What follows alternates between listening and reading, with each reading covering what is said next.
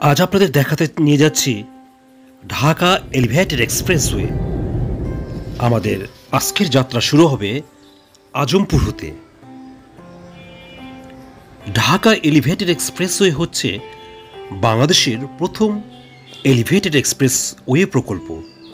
শাহজালাল আন্তর্জাতিক বিমানবন্দর থেকে শুরু হয়ে কুড়িল, বনানী, মোহাখালী, তেজগাঁও, মগবাজার, কমলাপুর, সায়দাবাদ, যাত্রাবাড়ি হয়ে ঢাকা চট্টগ্রাম মহাসড়কের কুতুবখালী এলাকায় গিয়ে শেষ হবে এই প্রকল্প। রাজধানী ঢাকার যানজট নিরসনের জন্য এটি হচ্ছে সরকার কর্তৃক গৃহীত সবচেয়ে বড় প্রকল্প। সংযোগ সড়ক দৈর্ঘ্য হবে 46.73 কিলোমিটার এবং ব্যয় হবে 122 বিলিয়ন টাকা। ইতাল থাই ডেভেলপমেন্ট কর্পোরেশন লিমিটেড 1.062 বিলিয়ন মার্কিন ডলারের চুক্তি করেছে চায়না রেলওয়ে কনস্ট্রাকশন কর্পোরেশনের সঙ্গে এক্সপ্রেসওয়েটি নির্মাণের জন্য।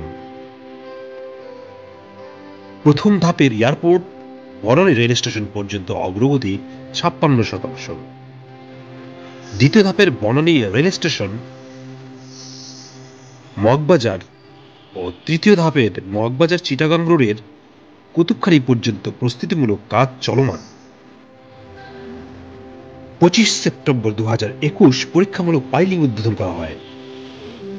2023 সালের 2 সেপ্টেম্বর বিকেল 4:06 সুইচ টিপে রাজধানী আগারগাঁও পুরাতন বাণিজ্য মেলা মাঠের পাশে স্থাপিত এলিভেটেড এক্সপ্রেসওয়ের ফলক আনুষ্ঠানিকভাবে উদ্বোধন করেন প্রধানমন্ত্রী শেখ হাসিনা।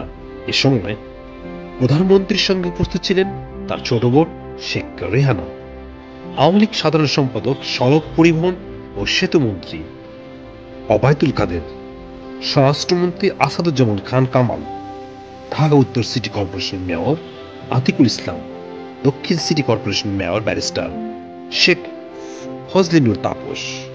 চলুন আমরা ঢাকা এলিভেটেড এক্সপ্রেসওয়ে, যেটি আজমপুর হয়ে গাজীপুরের দিকে গিয়েছে, সেই এক্সপ্রেসওয়ের বাকি অংশগুলি দেখি। আপনারা আমাদের চ্যানেলটি শেয়ার করবেন, লাইক করবেন, বিদেশিদের দেখার সুযোগ করে দিবেন।